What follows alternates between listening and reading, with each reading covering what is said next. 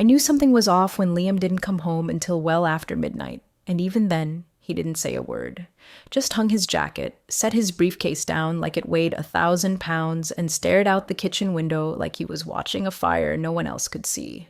I didn't ask. I didn't need to. I'd seen that look before. Twice, in fact. Once when his father died, and again when the company he worked for during the 2008 crash declared bankruptcy overnight. That hollow stillness he carried like a second skin whenever the people in charge made reckless choices and expected someone quiet like him to catch the fallout. Liam had always been the brakes, the person you barely noticed until you were going 90 on bald tires. His title at Virintech was Risk and Compliance Officer, which sounded about as exciting as watching paint dry to most folks. But the way he treated it? Like it was sacred.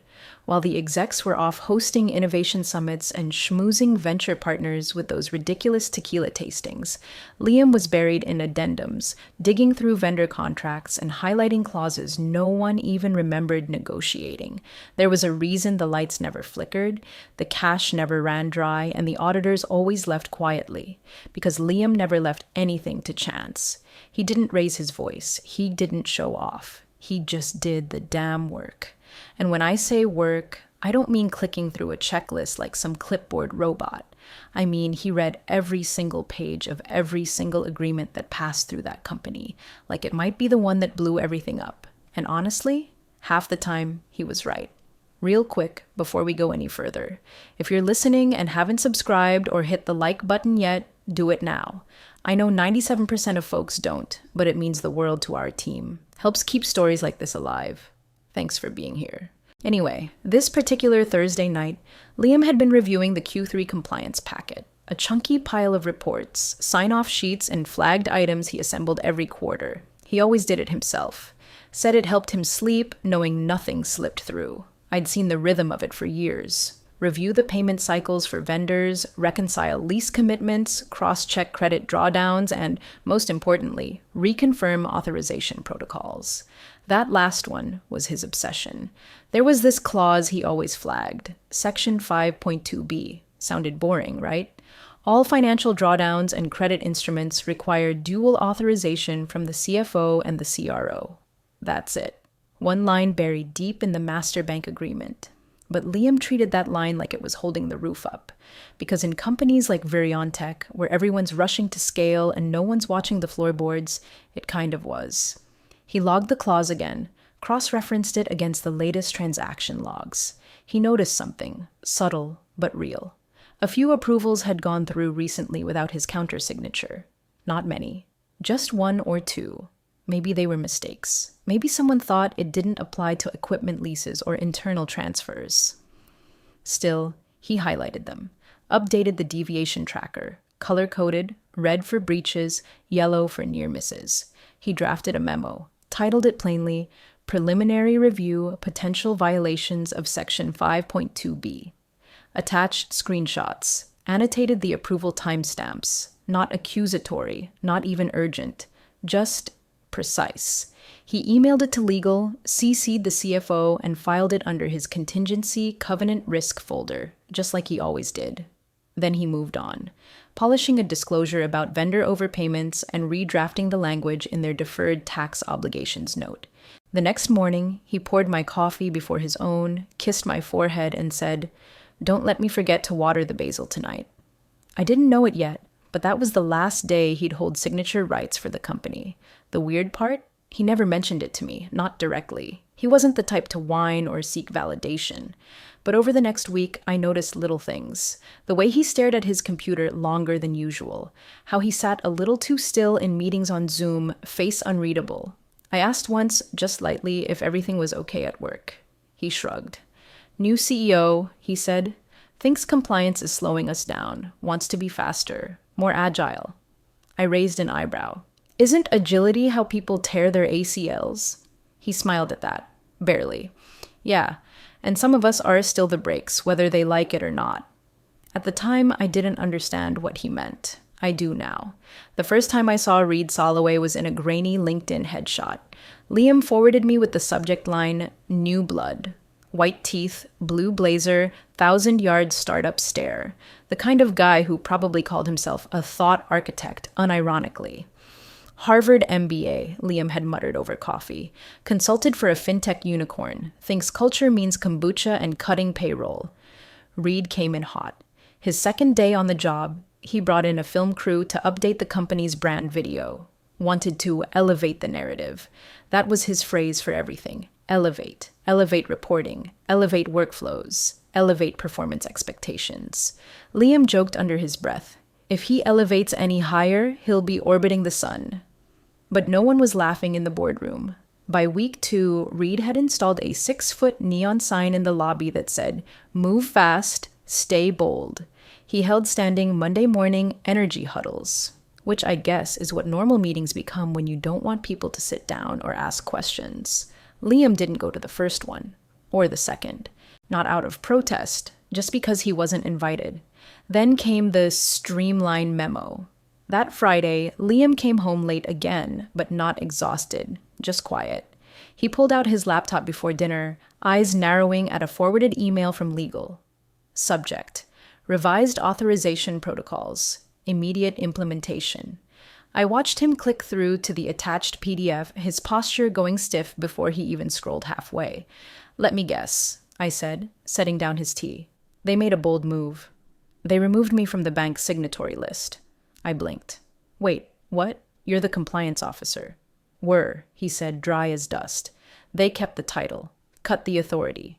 I moved closer. "They can't legally do that, right? I mean, those clauses you're always on about. Clause 52B, he said flatly. "Still in the agreement, still binding, but if no one enforces it..." He let the sentence trail off as he opened his folder structure, something only he could navigate. Contingency, 5.2B violations. He dropped the PDF in, renamed it Signatory Walk Change dnash.pdf and added a version control note. No CRO signature path maintained. Potential breach exposure. "Who's Dnash?" I asked. He turned the screen toward me. There it was in crisp black and white, new sole authorized signatory, Derek Nash, SVP Strategic Development. I squinted. "Derek Nash? Isn't that..." "Reed's brother-in-law," he confirmed, tone carved from stone. "Background in consumer marketing. No finance, no compliance, but he golfs with Reed. So..." Liam didn't curse, he didn't pace or throw things. That wasn't his way. Instead, he clicked through to the original authorization archive, screenshotted the red line where his name had been struck, and saved the image to a subfolder labeled Evidentiary Snapshots. Then he closed his laptop, stood up, and asked if I wanted to go for a walk. We circled the block twice before he said anything. Then, out of nowhere, "You know what brakes do?" I glanced at him. "Stop you from crashing?" "More than that," he said. "They let you go faster safely. Without brakes, all momentum becomes risk. That's what they don't get. Reed sees compliance as drag, but without drag, you don't have lift. You have a tailspin." I'd never heard him that bitter, or that calm while saying it. The next morning, he was up early, dressed sharper than usual, same tie he wore when he testified before the state auditor 3 years ago. He packed his leather portfolio and kissed me like he was stepping into a courtroom. "You going to say anything to them?" I asked. "No," he said, "but I'm going to write everything down. If they want to fly without a parachute, I'm at least making a note of where they left it." By that evening, he drafted a new memo titled Deviation Summary, 5.2B Exposure Risk. Inside, timeline of approvals, breakdowns of dual control history, highlighted protocol conflicts, and an appendix of known compliance failures tied to unilateral decisions.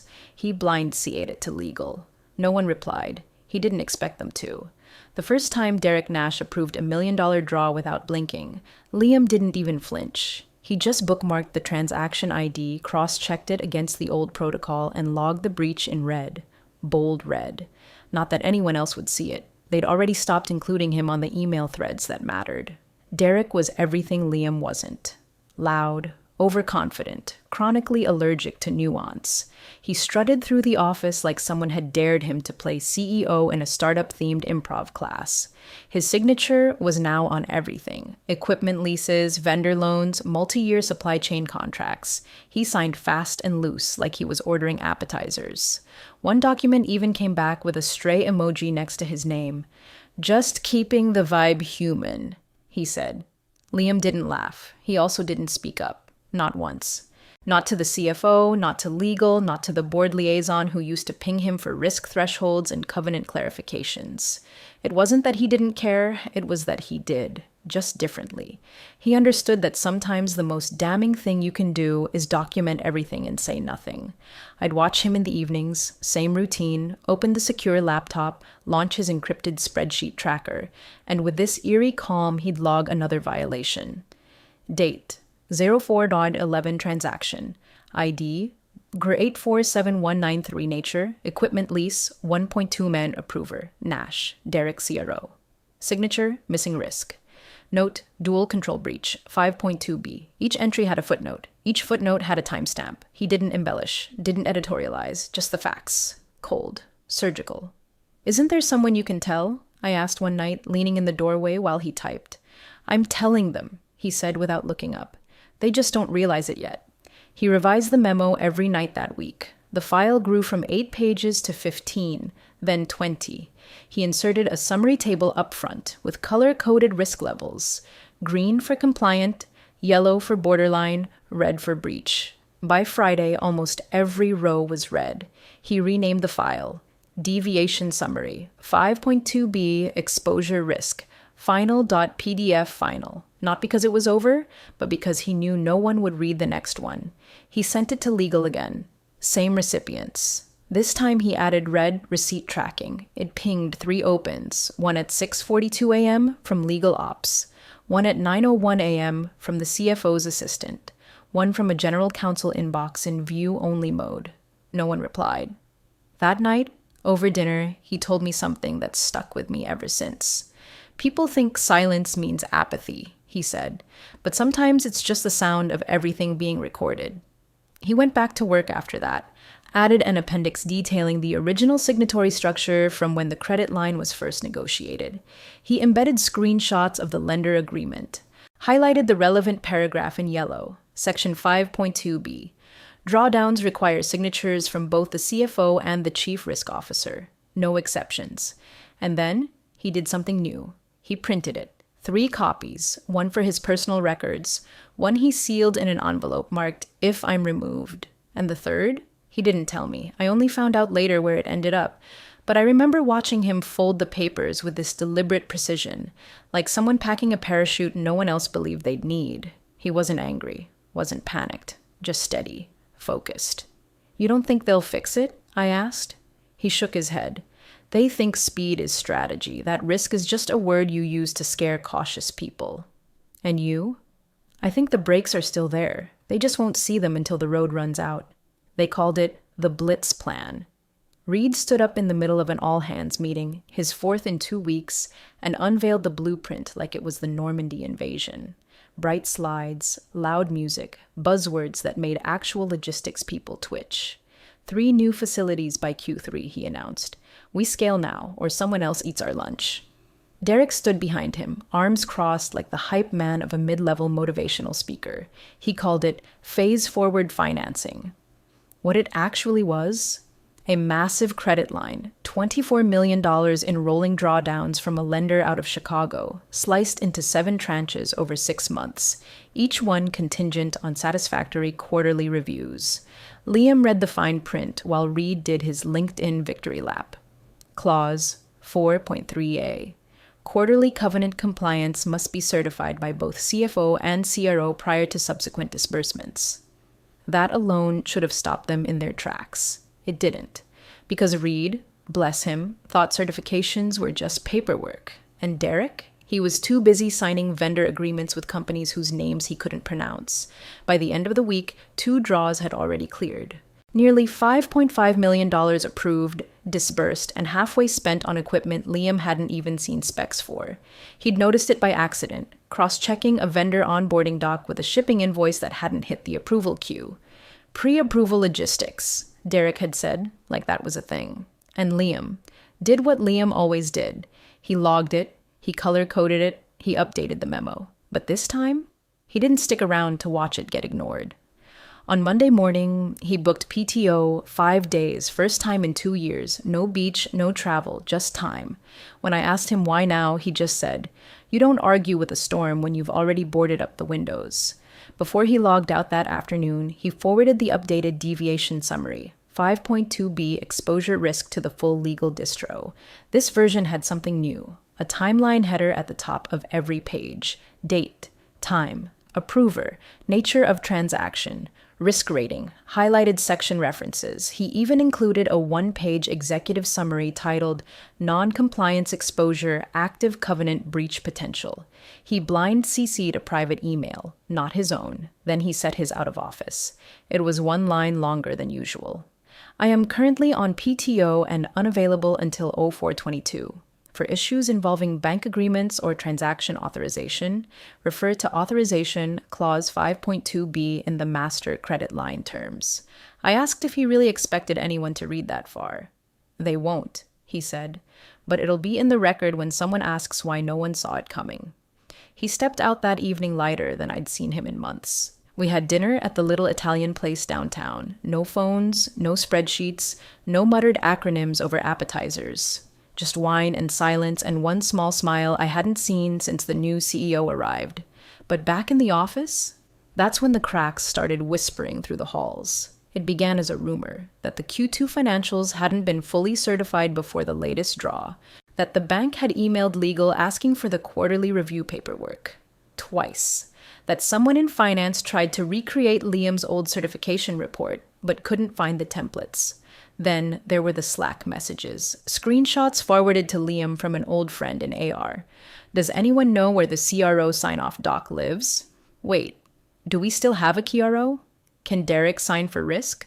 Reed says we're fine. Just push it through. And beneath it all, silence. Not legal silence, not passive-aggressive silence, just Liam's silence. No replies, no updates, just a folder on the shared drive that hadn't been touched in a week. A quiet little placeholder titled Mandatory Dual Sign-Off Compliance, Live. Most didn't even know it existed, but the bank did, and they were about to ask a very specific question. It was supposed to be routine. A $2.8 million draw, third in the sequence, earmarked for retrofitting the West plant and prepaying a materials order from a Taiwanese supplier Derek couldn't even spell. Finance queued it up like the others, dropped Derek's digital signature, and hit send. And then, nothing. 4 hours passed, then 8. Then came the email, short, cold, and terrifying in its precision. Disbursement hold, April 22nd draw request. Authorization incomplete, missing dual sign-off per Master Credit Agreement Clause 5.2b. Derek's Slack messages to the lender went unanswered. He marched down to legal like a man storming a castle and demanded someone get Wells Fargo on the phone and explain this is a legacy requirement. Reed, who was still at a conference in Denver grinning in front of fiber optic display booths and half-empty champagne flutes, FaceTimed into the crisis call like a bored influencer. "It's a minor formality," he said, waving a hand at the screen. "They just need reassurance we're operationally aligned. Someone shoot over the updated signatory doc." Legal froze. Because there was no updated signatory doc. There was only the old one. And it had Liam's name on it. Except now, thanks to Reed's streamlining, Liam's name had been very literally crossed out. Not redacted. Not formally amended through the bank's channel. Just struck. Like someone printed the PDF, grabbed a pen, and drew a big confident line through the one signature field the agreement explicitly labeled non-waivable. That was the moment panic stopped being internal, because the bank's compliance officer emailed back a scanned copy of that very page, with one line below it, authorization invalid. Contact your risk officer. No one responded, because no one could. By noon, Reed had rerouted his flight. Derek had stopped talking. Legal had pulled 2 paralegals from unrelated projects to comb through old risk memos looking for a loophole. There wasn't one.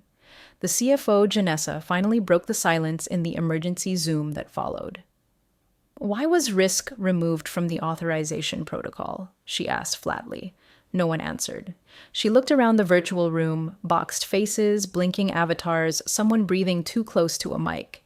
"Because I don't remember approving that. And if it wasn't through me and it wasn't through the bank. Her voice trailed off. Reed snapped back in.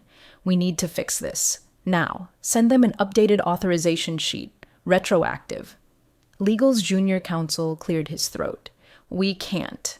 That clause requires active, pre-signed dual authorization. There's no retroactive path. Then we reinstate Liam, Derek said quickly. Right? Just get him back in the seat. Have him sign. But legal was already shaking their heads. He's on PTO, and reinstatement would require formal documentation, a resolution, a 10-day banking window, and lender acknowledgement.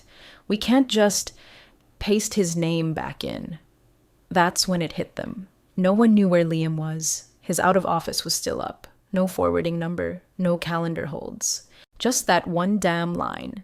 For issues involving bank agreements, refer to authorization clause 5.2b. And then, right on cue, came the second email from the bank. Subject: escalation, pending disbursement review. Attached: revised compliance snapshot, client profile, Virion Tech. As of latest documentation, no valid risk officer signature on file. Draw request placed on indefinite hold pending verification. Attached to the email was a PDF. Page 1, the original signatory chart. Page 2, Liam's name, line drawn through it. Page 3, a yellow sticky note scanned into the corner, added by someone on the bank's side. It read, Client removed mandatory signatory without amendment protocol. Please confirm if client understands this voids authorization rights under Section 5.2b. When Reed read that line, he looked like a man realizing the parachute cord had snapped mid-jump. No one knew what to say. So they just stared at the screen, at the crossed-out name, at the empty line where Liam Turner used to be. They tried everything but admitting they were wrong. Monday morning started with Reed storming through the executive floor like a man auditioning for a meltdown. First stop, legal. He slammed his hand on a conference table and barked, "Fix it." No subject, no explanation needed. They already knew. He wanted the clause gone, the draw unpaused, and the banker satisfied. We can't fix a clause, Reed, said Tara, Legal's VP of Compliance. It's not a Google Doc. Derek, who had finally shed the last of his bravado, hovered behind Reed like a ghost of bad decisions.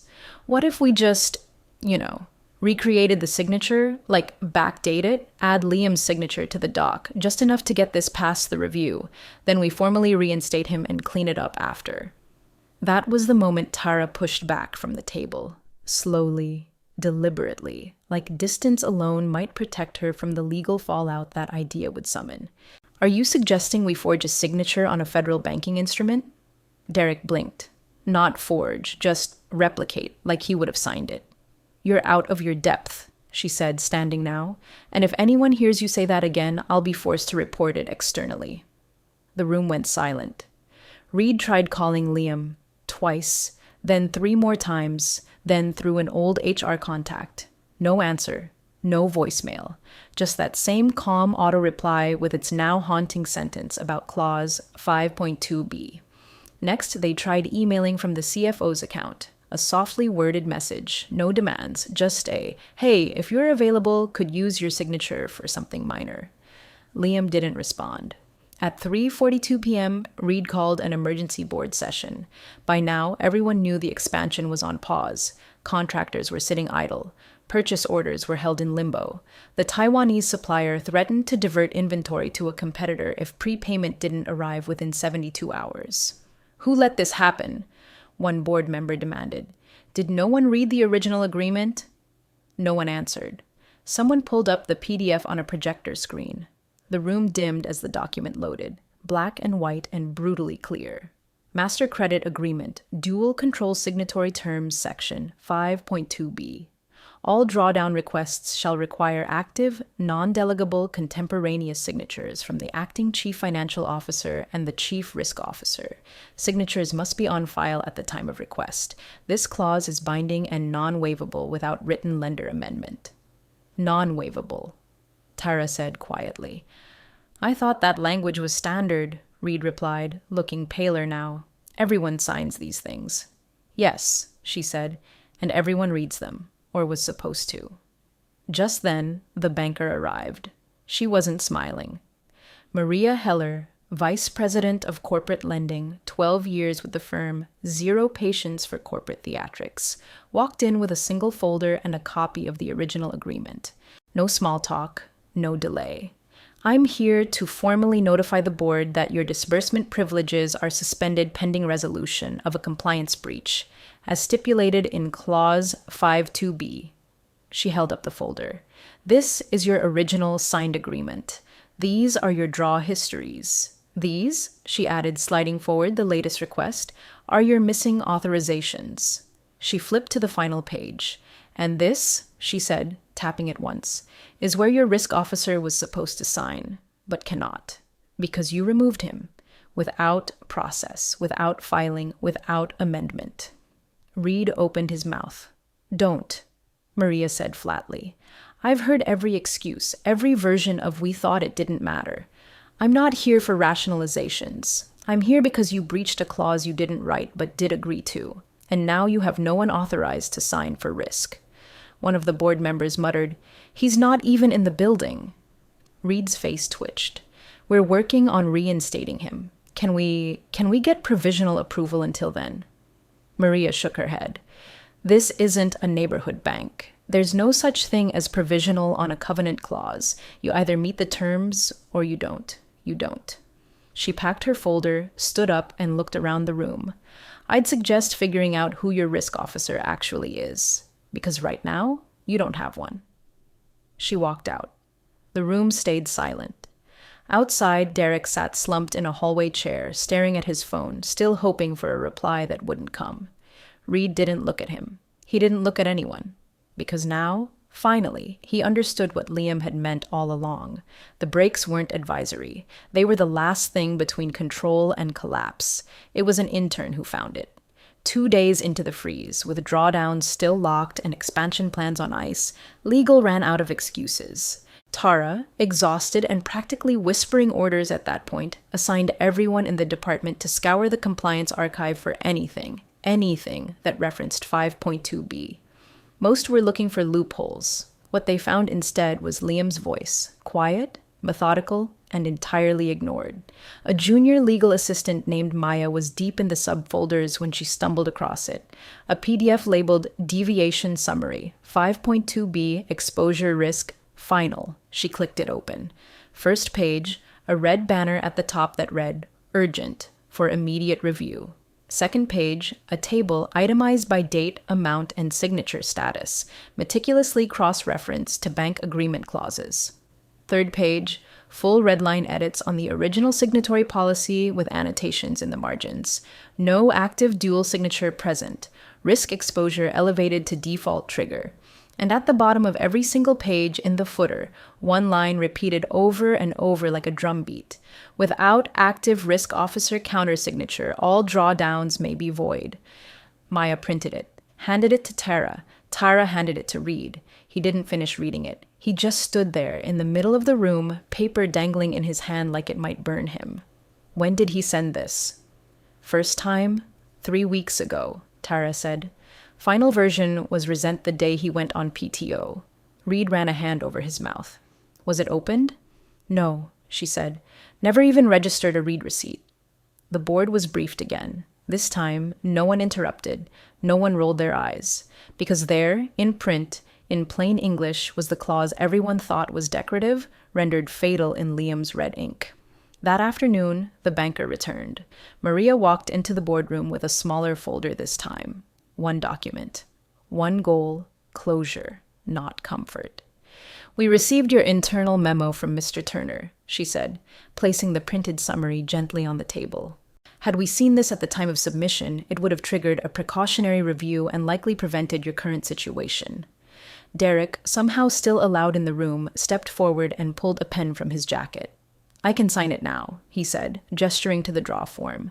I've got risk oversight in my title, SVP Strategic Dev and Risk Expansion.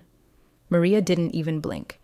You're not a recognized risk officer on file with the lending institution, she said, but I oversee... She cut him off.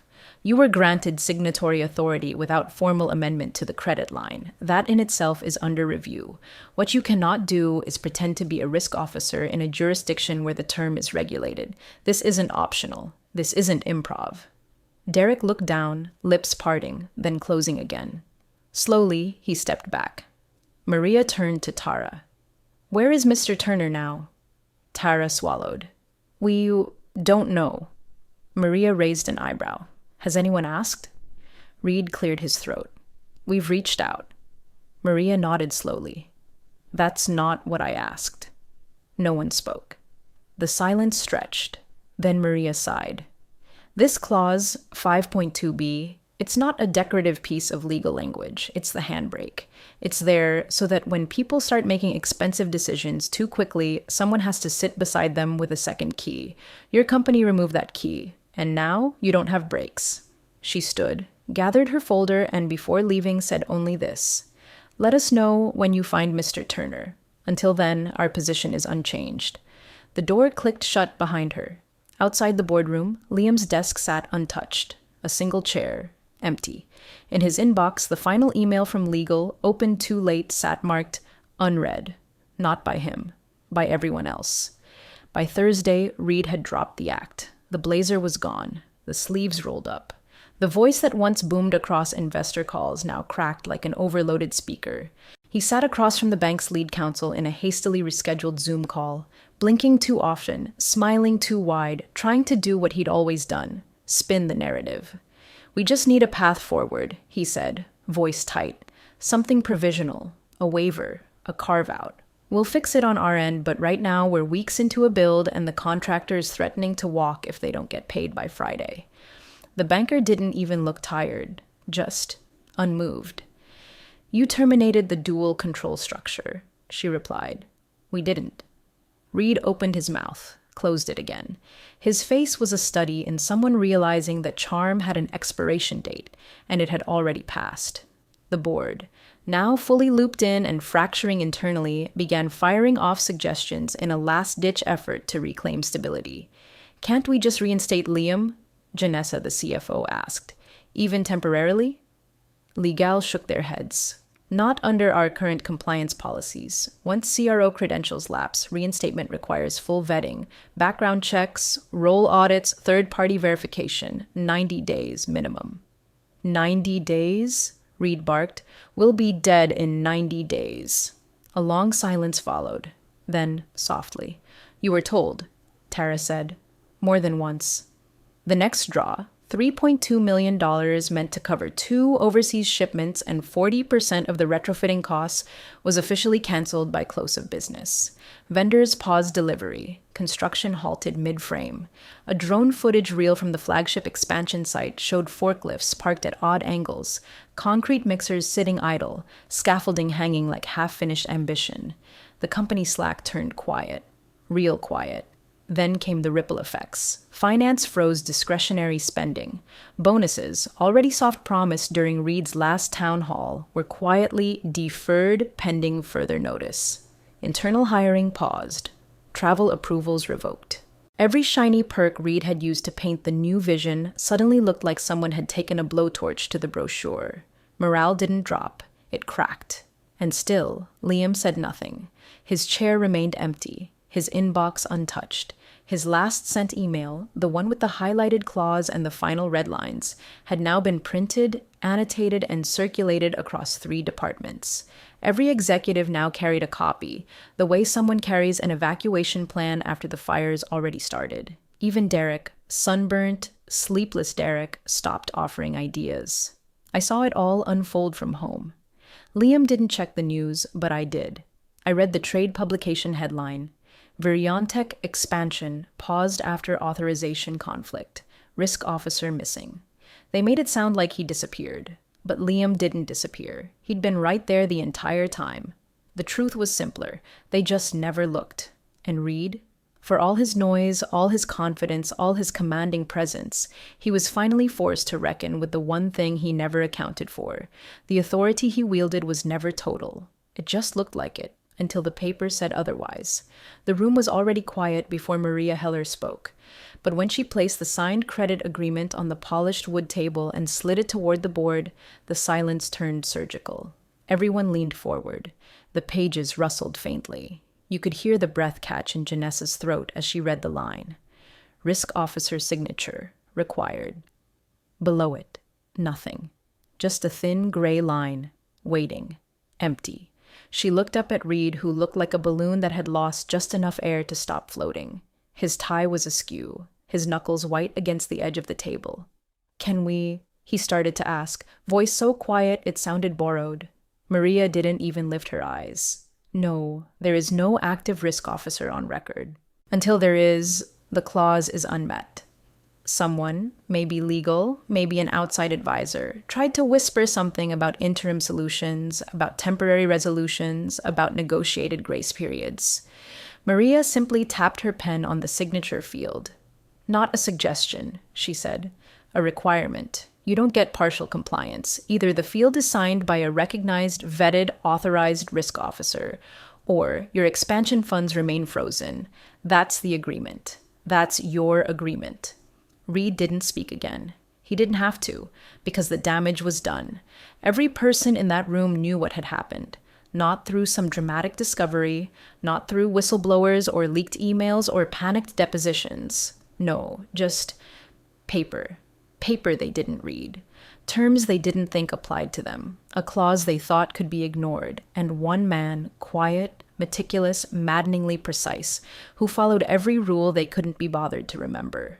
Outside that glass-walled boardroom, Liam Turner sat on a park bench 2 blocks away, a black coffee in one hand and his phone in the other.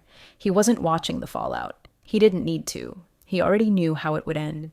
He'd spent the morning ignoring calls, letting voicemails pile up, one after another from numbers he recognized but had no desire to answer. A few from Reed, one from Derek, rushed, apologetic, tone-deaf. He deleted it without listening to the end. But then, one message stood out. A direct LinkedIn message from a firm in Boston, Global Advisory, Tier 1. Heard what happened at Virion Tech. Your memo was impressive. We value foresight. Let's talk. Liam stared at it for a long moment, then smiled. Not smug, not bitter, just clear.